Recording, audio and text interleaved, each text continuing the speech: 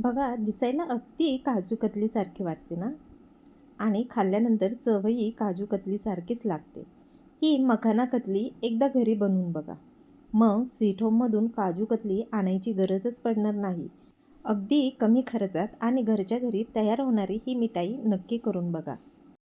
नमस्कार, मी संगीता. संगीताच रेसिपीमध्ये तुमचे स्वागत करते. आज आपण बनवणार आहोत फक्त 2 वाटी मखाण्यापासून हेल्दी आणि पौष्टिक, अगदी काजू कतलीसारखी चव असणारी मखाना कतली. आता हिला मखाना कतली म्हटलं तरी काही हरकत नाही, कारण चव तर अगदी काजू कतलीसारखीच लागते. चला तर मग आपण रेसिपीला सुरुवात करूयात. त्यासाठी मी इथे 2 वाटी मखाने एका कढईमध्ये घेऊन छान रोस्ट होईपर्यंत भाजून घेत आहे. साधारण 1-2 मिनटं मखाने हलवत-हलवत भाजून घेतल्यानंतर त्यामध्ये 20 ते 25 काजूसुद्धा टाकून घेऊया आणि हे ड्राय रोस्ट होईपर्यंत भाजून घेऊया. मखाने आणि काजू छान भाजून झाले की गॅस बंद करूयात. यामध्ये आपण काजू घालतोय कारण काजूमुळे या मिठाईला अगदी काजू कतलीसारखी चव येते. पण तुम्हाला काजू वापरायचे नसतील तरी चालतात, तर काजूच्या ऐवजी बदामसुद्धा घालू शकता.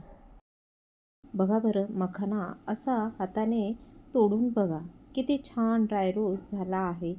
आता हे एका प्लेटमध्ये काढून घेऊयात. आता हे गार झाल्यावर मखाने आणि काजू मिक्सरच्या भांड्यात घेऊयात. यामध्ये 5-6 हिरव्या वेलची सोलून टाकूया, ज्यामुळे ह्याची टेस्ट एकदम छान लागते.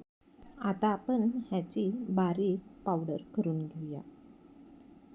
आता हे पावडर एका भांड्यात काढून घेऊया. आता त्याच कढईमध्ये 1.5 वाटी दूध घेऊया. दूध रूम टेम्परेचरला असलेलं पाहिजे. आता यामध्ये 1 वाटी मिल्क पावडर टाकून विस्करच्या साहाय्याने छान मिक्स करून घेऊया, म्हणजे मिल्क पावडरच्या गुठळ्या राहणार नाहीत. ही प्रोसेस गॅस बंद असतानाच करायची आहे. मिल्क पावडर पूर्णपणे मिक्स झाल्यानंतर गॅस सुरू करूया आणि विस्करच्या साहाय्याने सतत ढवळत राहूया, म्हणजे हे मिश्रण भांड्याला चिटकणार नाही. साधारण 8 ते 10 मिनटं ही प्रोसेस करत राहायची आहे आणि साईडला मिश्रण चिटकत असेल तर ते चमच्याच्या साहाय्याने खरडून घेऊया. आता यामध्ये 2 चमचे तूप घालूया आणि हे छान मिक्स करून घेऊया. तूप व्यवस्थित मिक्स होईपर्यंत सतत मिक्स करत राहायचं आहे. यानंतर आपण अर्धी वाटी साखर टाकून घेऊया आणि साखर पूर्णपणे विरघळेपर्यंत छान मिक्स करून घेऊया. तुम्हाला साखरेचं प्रमाण कमी जास्त करायचं असेल तरी चालेल आणि जर तुम्हाला ही मिठाई थोडी पौष्टिक हवी असेल तर साखरेऐवजी तुम्ही गूळसुद्धा वापरू शकता. गुळामुळे याचा रंग थोडा बदलतो, पण टेस्ट मात्र अगदी काजू कतलीसारखेच लागते. आता साखर पूर्णपणे विरघळल्यानंतर आपण तयार केलेली काजू मखाना पावडर यामध्ये टाकून विस्करच्या साहाय्याने छान मिक्स करून घेऊया. मिक्स करताना एकही गुठळा राहणार नाही याची काळजी घ्यायची आहे. तुम्ही थोडं थोडं पावडर करून टाकून मिक्स केलं तरी चालते. आता हे मिश्रण घट्ट होईपर्यंत सतत छान मिक्स करत राहायचं आहे. अशा प्रकारे आपल्याला हे मिश्रण छान घोटून घ्यायचं आहे.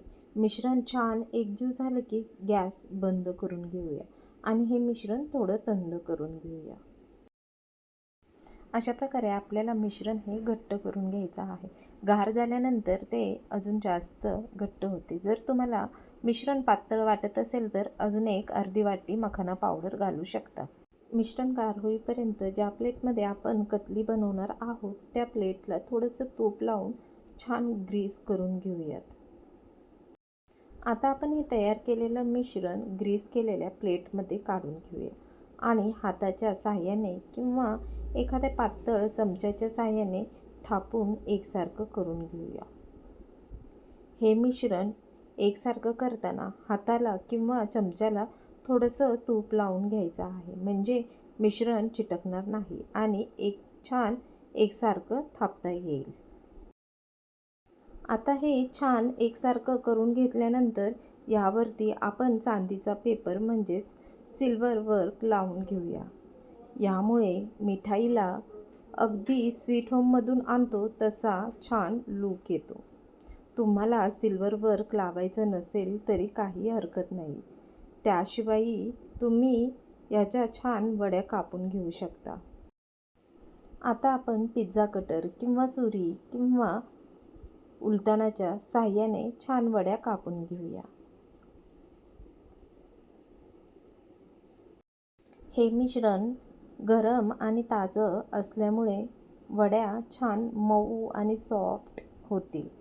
जर तुम्हाला कडक हव्या असतील तर एक 2-3 तास हे प्लेट फ्रीजमध्ये ठेवून नंतर त्याच्या वड्या कापून घेतल्या तरी चालतात. आता या वड्या आपण कट करून घेतल्या आहेत, तर त्या प्लेटमधून अलगद काढून घेऊया. वडी अजून ताजी आहे, अजून पूर्णपणे सेट झाली नाही, तरीसुद्धा किती छान झाली आहे. या सर्व वड्या आपण एका प्लेटमध्ये काढून घेऊयात. आता आपण एक वडी घेऊन तोडून बघूया. बघा बरं किती मस्त झाली आहे. टेस्ट तर अगदी काजू कतलीसारखेच लागते. त्यामध्ये आपण वेलची घातल्यामुळे वेलचीचा फ्लेवर अप्रतिम लागतो. तुम्हाला जर ही रेसिपी आवडली असेल तर तुम्ही देखील घरी नक्की ट्राय करा. तसेच व्हिडिओला लाईक करा, शेअर करा, चॅनलला सबस्क्राईब करा. पुन्हा भेटूयात एक नवीन रेसिपीसोबत. धन्यवाद.